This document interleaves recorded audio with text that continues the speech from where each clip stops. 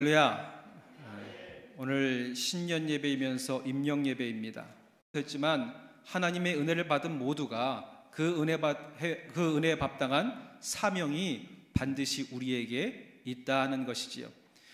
여러분, 새벽기도 가운데 코이노니아가 무엇인지, 성령의 하나된 일로 함께하는 것이 무엇인지 빌립보서를 통해서 함께 은혜를 나누고 있습니다. 여러분, 코이노니아는 단순한 친밀한 교제가 아니지요. 단순한 친밀한 교제를 뛰어넘어서 하나님의 은혜와 사랑받은 자들이 그에 합당한 것에 마음을 같이하여 주의 일을 행하는 것이 바로 친교이고 코이노니아이지요. 여러분, 우리 모두가 하나님의 은혜와 사랑받았기에 그 은혜에 합당한 일을 행할 하나님의 귀한 일꾼이 됨을 기억하시는 저와 여러분들이 되시기를 주님의 이름으로 축원드립니다. 그리고 새로운 첫 주이죠. 첫 주니까 한 번 더 인사해 보겠습니다. 새해 하나님의 은혜와 평강이 가득하시길 바랍니다.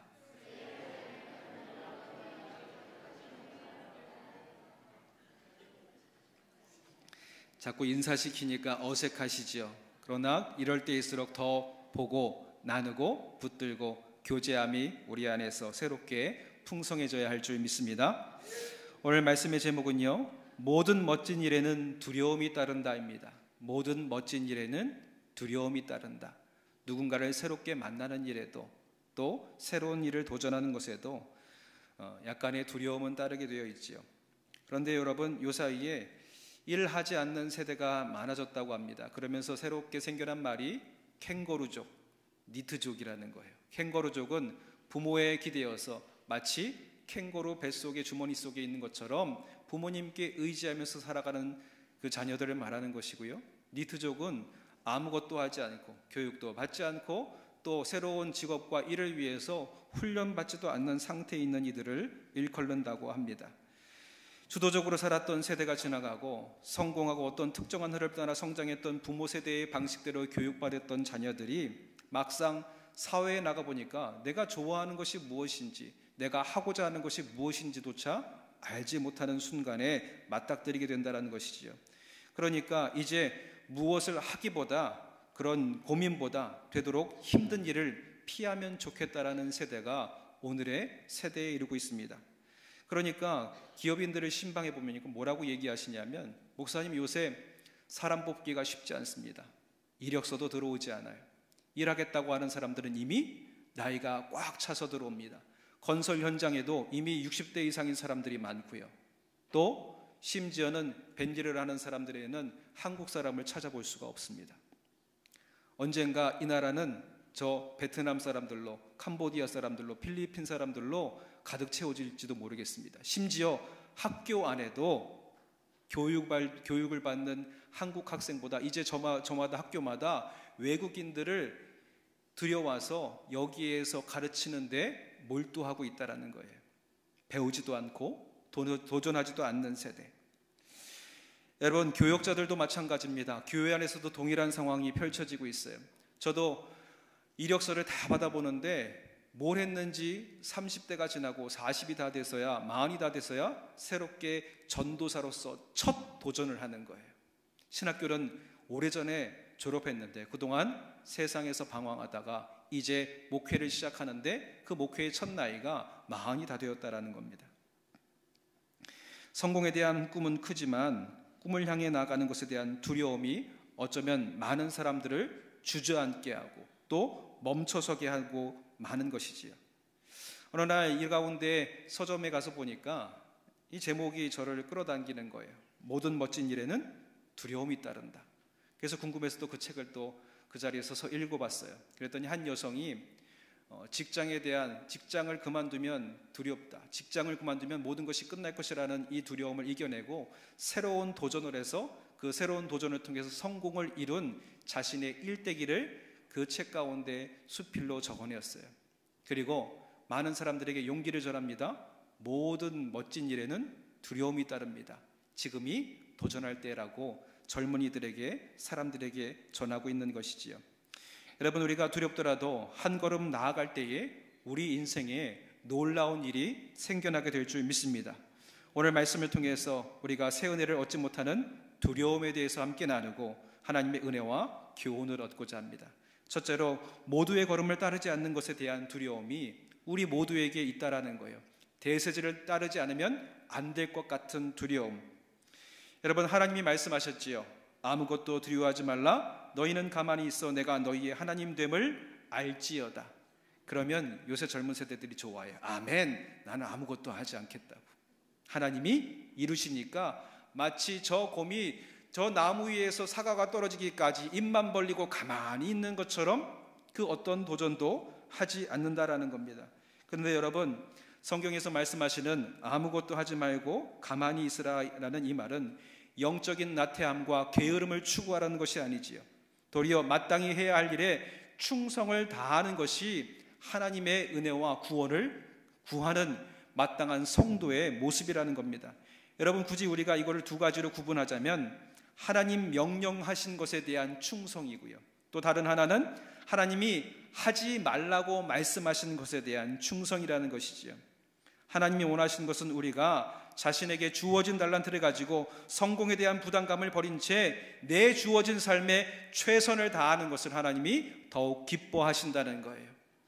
여러분, 예레미야 29장에 보면 내가 너희를 향한 생각을 안 하니 재앙이 아니라 미래와에 대한 희망과 소망이라 말씀하시면서 이스라엘 백성들에게 바벨론 포로로의 삶을 살고 있는 중이라도 자녀들을 낳고 밭을 갈고 하루의 일상과 믿음의 생활을 할 것을 하나님이 요구하십니다.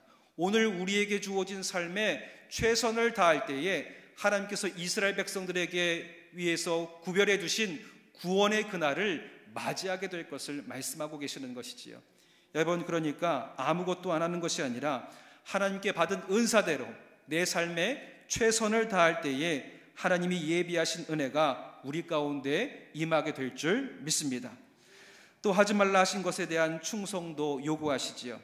그런데 여기에도 두려움이 따릅니다. 왜냐하면 세상 사람들이 다 하고 있는데 거기에서 주님의 말씀이라고 해서 나만 아니라고, 나만 그렇게 못하겠다고, 나는 할 수 없다고 얘기하는 것이 쉽지 않다라는 것이지요.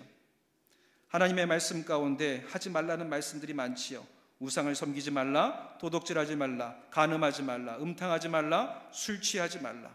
특별히 세상 모두가 주님이 하지 말라는 것을 행하고 따를 때 대세를 따르지 않는 것이 우리의 삶 가운데 두려움으로 찾아옵니다. 그러나 그것이 주님의 길이라면 우리는 마땅히 멈춰서기를 선택해야 할 줄 믿습니다. 여호수아가 이스라엘 백성들을 이끄는 시점에 이스라엘 백성들의 품 안에는 드라빔을 다 하나쯤 가지고 있었어요. 바로 요새 시대로 얘기하면 이동식 우상이라는 거예요. 주머니에 넣고 다닐 수 있는 작은 우상, 급할 때에 붙들고 기도하라고. 그러니까 이 시대의 하나님의 백성들은요, 하나님만 믿는 백성이 아니라 하나님도 믿는 백성이었다라는 거예요. 그런데 하나님께서 뭐라고 말씀하십니까? 나 외에 다른 신을 섬기지 말라, 우상을 만들지 말라. 그때에 이 여호수아가 모든 대세를 따르는 것을 그치고 두려움을 깨치고 백성들에게 이렇게 여호수아 24장 15절에 선포하지요. 만일 여호와를 섬기는 것이 너희에게 좋지 않게 보이거든 너희 조상들이 강 저쪽에서 섬기던 신들이든지 또는 너희가 거주하는 땅에 있는 아모리 족속의 신들이든지 너희가 섬길 자를 오늘 택하라. 오직 나와 내 집은 여호와를 섬기겠노라. 아멘. 여러분, 이 결단이 오늘 우리에게 있어야 할 줄 믿습니다. 이스라엘 백성들을 지금까지 보니까 자기의 입맛에 좋을 대로, 급한 대로, 지금 붙들고 쥐기 좋은 대로 우상들을 마음껏 섬겨왔다는 거예요. 그리고 이게 이상하지 않았습니다. 많은 사람들이 하니까 급할 때는 드라빈을 손에 붙들고 기도하는 것이 이스라엘 백성들의 모습이었다는 거예요. 그런데 오늘 오직 단 하나 내가 붙들 하나님을 나의 하나님으로 선택하기를 이 여호수아는 모두가 행하는 것에 대한, 그것을 내가 하지 않는 것에 대한 두려움을 다 깨쳐 내려놓고 새로운 하나님의 말씀대로 행하기를 결단하고 있는 것이지요. 여러분, 우리 마땅히 하나님의 말씀대로 행해야 할 줄 믿습니다. 여러분, 많은 사람들이 하지 않는 것에 대한 것을 그치는 것 모두가 한 번씩 경험하는 두려움이지요. 여러분 안에 모두의 걸음을 따르지 않는 내 안에 두려움은 무엇이 있습니까? 세상을 따르지 않는 것에 대한 두려움은 하지 말아야 할 것을 하지 않는 것에 대한 두려움. 하라는 것이 세상의 목소리고 하지 말라는 것이 주님의 목소리라면 우리의 선택의 길은 자명하다라는 겁니다. 무엇을 따라야 되겠습니까? 하나님의 말씀을 따르는 것이 마땅한 우리의 선택이 되어야 할 줄 믿습니다. 여러분, 이것이 두려움 안에서 행해야 할 결정적인 근거가 되어야 한다는 것이지요. 오늘 잠언의 말씀대로 주님의 목소리를 따라 마땅히 가야 할 길을 가고 마땅히 멈춰야 할 걸음을 멈출 때에 하나님이 우리의 길을 평안히 하시고 우리의 걸음을 거치지 않게 하시고 밤에 누울 때에 단잠을 허락해 주실 줄 믿습니다. 여러분, 오늘 모두의 걸음을 따르지 않는 것에 대한 두려움, 또 시도하지 못하는 것에 대한 두려움을 이겨내고 하나님 우리의 걸음을 평탄케 하시는 주의 은혜로 한 걸음 더 나아가시는 저와 여러분들이 되시기를 주님의 이름으로 축원드립니다. 두 번째로 또 우리 안에 있는 두려움은요, 우선순위를 바꾸는 것에 대한 두려움이에요. 순서를 바꾸는 것, 일상의 내 안에 익숙해진 이 순서를 바꾸는 것이 두려움으로 찾아온다는 것이죠. 아니, 거부합니다. 오늘 1월 첫째 예배부터 약간의 예배 순서가 바뀌었습니다. 이 예배 순서가 다시금 우리가 익숙해지기까지는요, 우리도 여기에 마음을 다해서 따라야 하지요. 제가 2월부터는 사회자로서 어떤 순서의 예사도 하지 않을 예정입니다. 교동문 외에 반주의 흐름에 따라, 예배의 흐름에 따라 일어서고 앉고 하나님을 찬양하고 말씀을 봉독하고 그 사이에 잡음을 최소한 줄인 채로 예배를 드리고자 함이에요. 여러분, 이 순서를 바꾸고 함께 나누고 결단하기까지 고민이 있었습니다. 어쩌면 이런 한 달 동안 또 어그러진 것들을 새롭게 고쳐나가야 할 우리의 또 열심도 필요합니다. 그러나 새로운 것을 통해서 하나님이 이 예배 가운데 새로운 은혜를 하나님이 부어주실 줄 믿습니다. 여러분의 삶의 우선순위는 무엇인가요?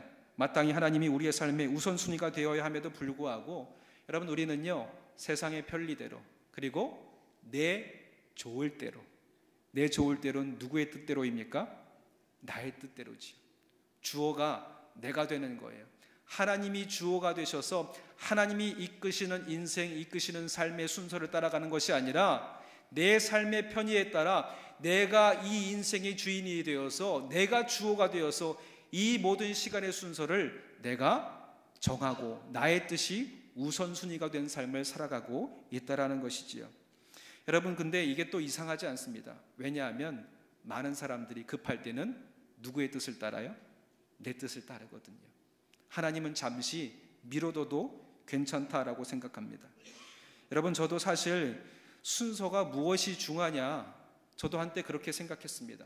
그런데 여러분, 순서가 정말 중요합니다. 그 순서를 어떻게 정하느냐에 따라 결과가 판이하게 달라진다는 것이지요. 여러분, 언젠가 당뇨와 식단을 연구하는 한 연구진이 이런 연구를 발표하는 거예요. 먹는 순서에 따라 혈당 수치가 올라가기도 하고 떨어지기도 한다는 거예요. 똑같이 밥을 먹고 채소를 먹고 고기를 먹는데 그 순서를만 바꿔도 혈당이 급격하게 올라가는 것을 막을 수 있다는 게 연구진의 설명이었습니다. 근데 우리는 보통 뭐부터 먹어요?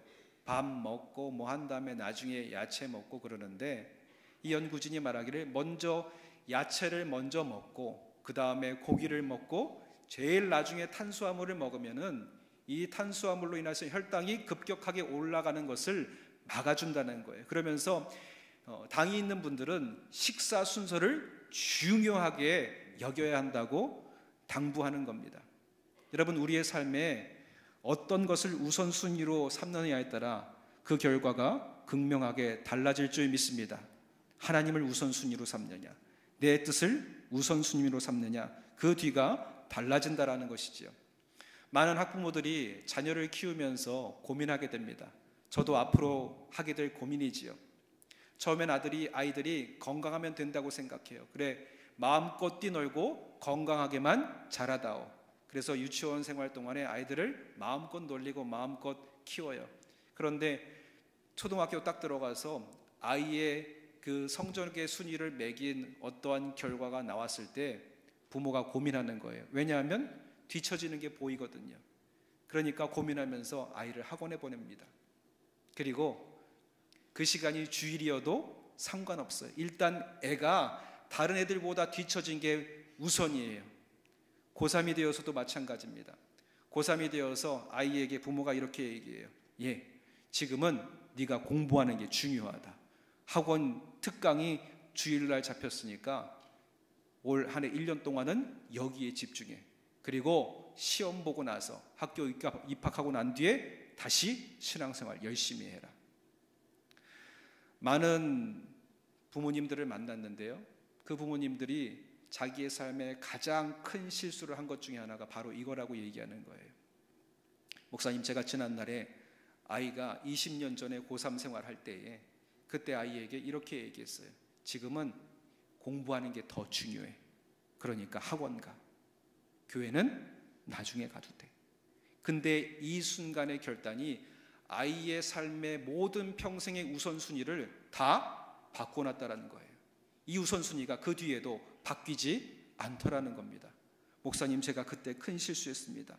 그때 이 아이에게 우선순위를 올바르게 알려줬다면 지금 이 아이가 이 성전으로부터 멀리 떠나지 아니하고 하나님의 은혜 안에 있을 텐데, 제가 그때 단 한 번의 우선순위를 바뀌면서 이 아이의 인생이 전체가 다 바뀌어지고 말았어요. 여러분, 하나님은 언제든지 뒷전으로 물러날 수 있으니 예배도 그러하고요, 하나님 우선순위가 별거 아니다 보니 부모도 자신들의 삶에도 급하면 언제든지 뒷전이 인생이 되어버렸다라는 겁니다.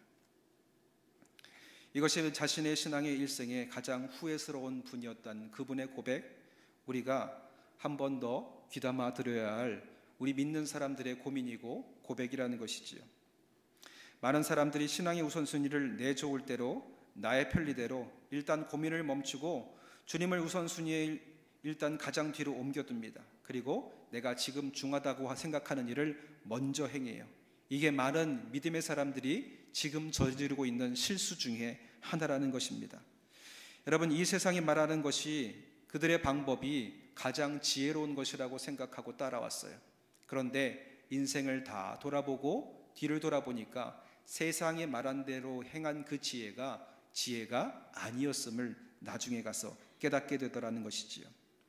여러분, 믿음의 선조들은 진짜 은혜는 하나님의 말씀을 우선순위에 둘 때 우리에게 주어진다 고백합니다. 이를 이미 인생 가운데 경험했기 때문이지요. 여러분, 다윗도 이를 너무나도 잘 알았기에 인생의 마지막 순간, 그 생명을 다하는 순간, 솔로몬에게 유언하는 그 순간에 가장 중요한 것이 무엇인지를 자기의 유언 가운데 열왕기상 2장 2절에서 3절까지 이렇게 솔로몬에게 절합니다. 내가 이제 세상 모든 사람이 가는 길로 가게 되었노니 너는 힘써 대장부가 되고 내 하나님 여호와의 명령을 지켜 그 길로 행하여 그 법률과 계명과 율례와 증거를 모세의 율법에 기록된 대로 지키라. 그리하면 네가 무엇을 하든지 어디로 가든지 형통하리로다. 아멘.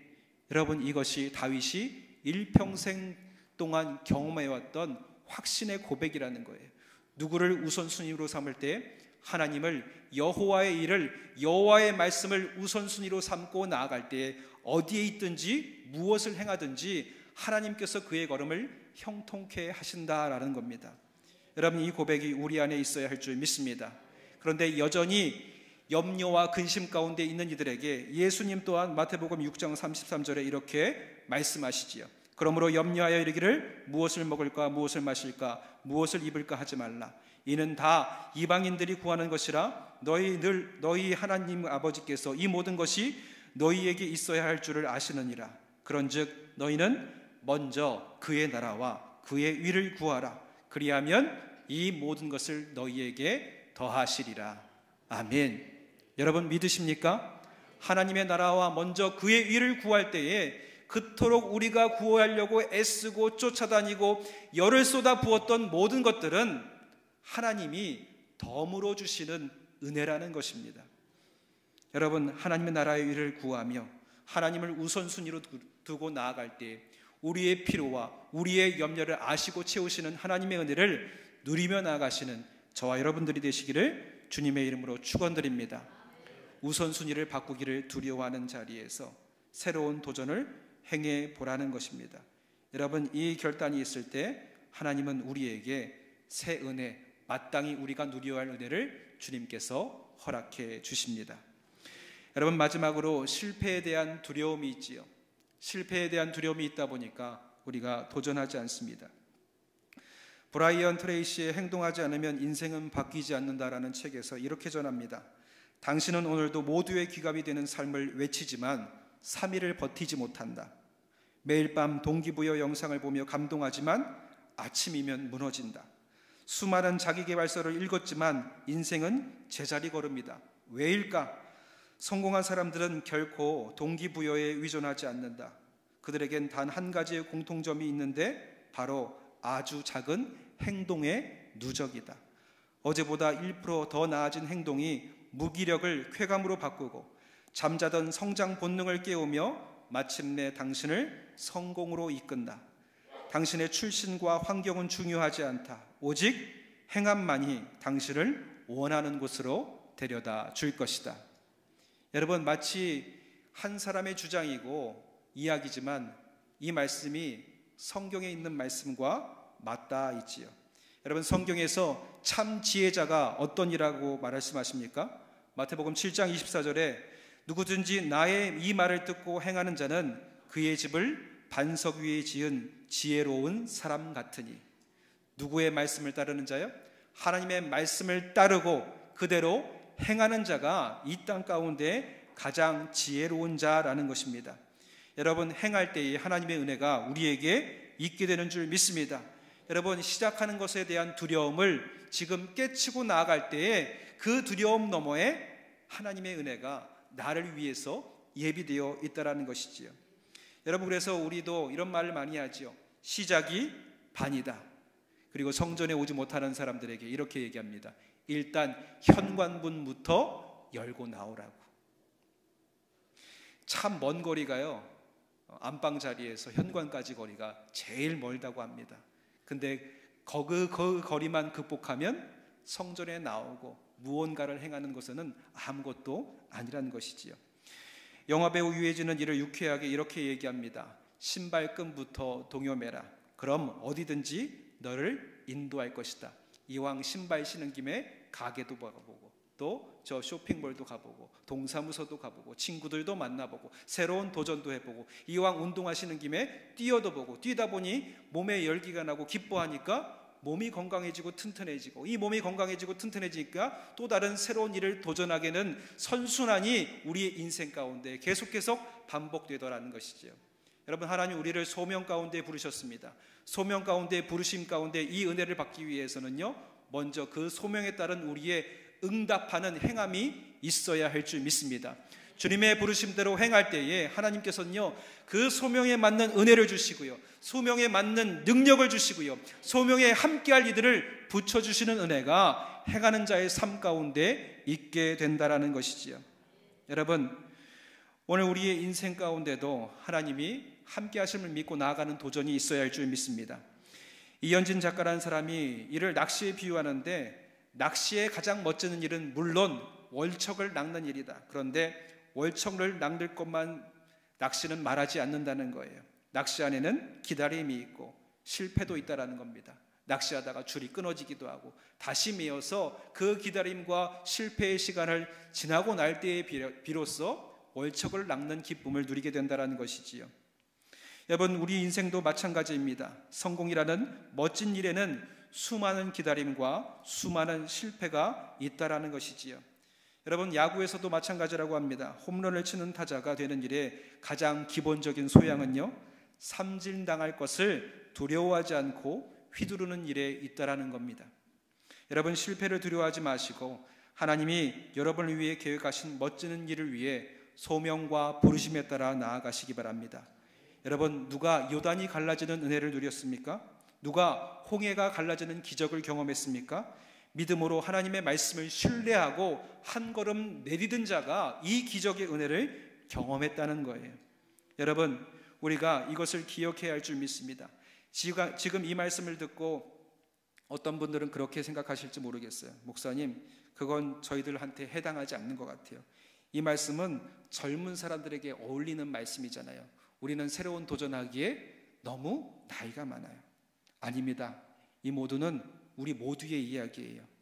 운동은 젊은 사람만 하나요? 아니요. 저마다에 맞는 운동의 처방이 다 다릅니다. 어느새 60을 넘은 한 여성분이 60 넘어서 시작한 운동을 하고 나서 그 체력의 나이가 40대 못지않은 체력을 유지하게 됐다는 거예요. 어떤 분은 늦은 나이에 영어를 시작하지만 이제 경비를 하면서도 대학에서 학생들을 영어로 깨우고 영어로 안내하는 일을 감당하고 있다고 합니다. 또 인생 후반기 멋짐을 그리면서 시작합니다. 그리고 처음에는 아무것도 아니었던 그림이지만 어느 순간 자기의 그림이 경매장에 걸려 있는 것을 보게 됐다는 경험도 우리가 비일비재하게 나누게 됩니다. 파울로 코엘료 승자는 혼자다에서 이렇게 말해요. 어느 날 아침에 눈을 떠보니 이제 당신이 원했던 것들을 할 시간이 없다는 것을 깨닫는 순간이 올 것입니다. 그러니 지금 시작하세요. 여러분, 지금이 가장 빠른 때인 줄 믿습니다. 하나님의 부르심에 응답하고 도전하는 가장 빠른 시간. 여러분, 세상에서도 노래하지요. 언젠가 보암교회 우리 올라간 동영상, 추수감사절 예배 동영상을 보니까 내 나이가 어때서 율동하시더라고요. 여러분, 우리 나이가 어떻습니까? 딱 도전하기 좋고 헌신하기 좋고 찬양대하기 좋고 교사하기 좋고 주님께 봉사하기 좋은 때가 바로 내 나이 되는 줄 믿습니다. 어떤 분이 한 분이 그런 얘기예요. 제가 정말 큰 위로를 받았는데 바로 한 분의 이런 얘기였다는 거예요. 야, 너 지금이 딱 좋아. 어느 날 모임 가운데 만나서 언니 나 살이 너무 쪄서 고민이야. 야, 너 지금이 딱 좋아. 너무 나이 들면서 삐싹 말라도 보기 흉해. 네 지금이 딱 좋아. 그리고 10년이 지나서 또 그 언니를 만나서 얘기하는데 이제 허리도 아프고 뭘 하지 말까 집에서만 쉴까 봐. 아니야. 야, 너 지금 뭔가 하기에 딱 좋아. 그때마다 이 말을 해주는데 이게 용기가 되더라는 거예요. 그래서 그 말 한마디 듣고 또 도전하고 자기는 해마다 새로운 인생을 살아가고 있다고 얘기합니다. 하나님께서는 여전히 우리에게 늦지 않았다고 얘기합니다. 주님은 모두에게 걸맞는 시간에 하나님의 부르심이 있다고 얘기하고 계세요. 여러분, 우리가 갈렙을 기억합니다. 그의 나이 80에 하나님 앞에 나아가 이렇게 담대하게 선포하지요. 모세가 나를 보내던 날과 같이 오늘도 내가 여전히 강건하니 내 힘이 그때나 지금이나 같아서 싸움에나 출입에 감당할 수 있으니 그날에 여호와께서 말씀하신 이 산지를 지금 내게 주시옵소서. 여러분, 이 갈렙의 마음에는요 지금이 딱 좋다는 그 믿음의 확신이 있었기에 이 말을 백성들과 하나님 앞에 선포한 줄 믿습니다. 여러분, 우리 스스로에게 한번 외쳐보는 거예요. 지금이 딱 좋아. 왜 확신이 없으세요? 다시 한번 크게 외쳐보시기 바랍니다. 지금이 딱 좋아. 내 나이가 어때서? 여러분, 세상의 노래지만요 마치 이걸 하나님의 말씀을 빗대어 듣고 나니까 누구의 소리처럼 들려요? 하나님의 음성처럼 들려요. 하나님은 세상의 모든 것들을 자신의 도구로 삼으시는 줄 믿습니다. 여러분, 두려움을 걷어내시라는 거예요. 새로운 것에 도전하시라는 겁니다. 일상의 루틴을 벗어나 보시라는 거예요. 여러분, 요리 실패하는 걸 두려워하는 사람들은요 요리 순서도 바꾸는 걸 싫어해요. 여러분, 라면에 수프를 먼저 넣든지 면을 먼저 넣든지 끓인 다음에 넣든지 아니면은 찬물부터 다 넣고 시작하든지 절대 다른 거 안 한다는 거예요. 그런데 언젠가 한번 도전해 보니까 찬물부터 다 넣고 때려 넣고 3분 후에 이 라면을 끓여 먹어도 맛이 비슷하다는 것을 알게 된부터 식당에 있는 어느 사람들이 식당의 회전율이 더 빨라지더라는 겁니다. 그 전까지는 순서대로 넣고 계란 넣고 식혔다가 빼고 이 모든 걸 다 지키다 보니까 손님한테 나가는 시간이 길었는데 이제 새로운 도전을 해본 거죠. 찬물에 몽땅 다 끓여놓고 3분 동안 끓였는데 그 결과가 똑같더라는 겁니다. 그래서 회전율이 높아지니까 가게의 매출이 높아졌다는 새로운 도전을 향했던 그의 고백을 함께 나누는 거예요. 여러분, 대박 맛집에 그들의 비결을 물어보면 수많은 실험과 도전과 실패가 거기에 있습니다. 몇 번을 도전해보고 자기 수첩에다가 시도했던 양념의 비율의 배율의 방법을 끊임없이 적어놓고 또 다른 시도 끝에 이 비법 양념을 개별하고 거기에 맞는 반찬을 개발해서 내놓았더니 이게 성공의 비결이 되었더라라고 얘기합니다. 여러분, 여행에서도 마찬가지입니다. 정해진 루틴을 떠나서 때로는 길을 헤매다가 어떤 골목 아래서 우연치 않게 발견한 그 장소가 내 여행에서 가장 기억에 남는 장소가 되기도 한다는 것이지요. 여러분, 예상치 못한 일이나 새로운 것을 두려워하지 마시기 바랍니다. 아브라함도 그의 고향과 친척과 아버지의 집을 떠나는 것이 두려웠지만 이 모든 것을, 두려움에 대한 것을 뛰어넘고 그의 복이 어디에서부터 시작됩니까? 아버지의 고향과 친척과 집을 떠날 때에, 익숙했던 것을 떠나 새로운 곳을 향할 때에 하나님의 복이 그에게 임하면서 복의 근원으로서의 삶을 살아가게 되는 것이지요. 그리고 그의 삶을 보니까 그가 있던 곳이 어떤 곳이었습니까? 하란 땅, 우상이 가득한 곳, 하나님의 은혜가 닿지 못한 곳에 있다가 이 새로운 도전을 하니 우상의 그늘 아래 벗어나서 하나님의 품 안에 안기게 되는, 주님만을 예배하는 축복의 자리에 이 아브라함이 서게 됐던 것을 우리는 보게 됩니다. 여러분, 오늘 하나님은 새 일을 통해서 우리를 하나님의 은혜로 인도하고 계시는 줄 믿습니다. 여러분, 이 도전이 우리 안에 있어야 한다는 것이지요. 믿음의 제자들에게는 믿음으로 나아가 풍랑을 잠잠케 하시는 하나님의 은혜를 누리기를 바라면서 그 제자들이 한 걸음 더 나아가기를 바라셨고요. 베드로에게도 두려움 가운데 물속에 빠져드는 것이 아니라 예수님을 바라보고 한 걸음 더 내딜 때에 그가 물 위를 걷는 기적을 누리기를 예수님은 바라셨다라는 겁니다. 기적 같은 은혜가 우리 앞에 있습니다. 그러나 도전하지 않고 행하지 않는 자에게는 주어지지 않는다는 사실을 우리가 반드시 기억해야 한다는 것이지요. 여러분, 오늘 우리가 우리 안에 있는 두려움을 들여다봤습니다. 이제 이 두려움이 있으니까 두려움을 내버려 두는 것이 아니라 여호수아처럼, 갈렙처럼, 저 베드로처럼 두려움을 깨쳐내고 한 걸음을 더 나아가 주의 은혜를 거머쥐는 저와 여러분들이 되시기를 주님의 이름으로 축원드립니다. 기도하겠습니다. 사랑의 하나님 아버지, 감사합니다. 오늘 우리 안에 있는 두려움을 발견하게 됩니다. 세상의 대세를 따르지 않는 두려움, 아버지 하나님 우선순위를 바꾸는 것에 대한 두려움, 새로운 것을 도전하다가 실패할 것에 대한 두려움, 아버지 하나님 이 모든 것에 대한 두려움을 이겨내고 하나님의 말씀대로 한 걸음 더 나아가 행할 때에 여기에 있는 당신의 백성들, 특별히 소명을 받아 이 모든 것을 행해야 할 백성들이 그 소명을 따라 행함에 하나님의 은혜와 축복과 복록을 누리는 당신의 귀한 백성들 되게 하여 주시옵소서. 오늘의 한 걸음을 내딛는 우리의 걸음을 통해서 주의 은혜와 소망과 희망과 미래에 대한 풍성한 은혜가 여기에 있는 당신의 부함교회 모든 권속들 위에 부어지게 인도하실 것을 믿사오며 감사드리며 예수님의 이름으로 기도드렸사옵나이다. 아멘.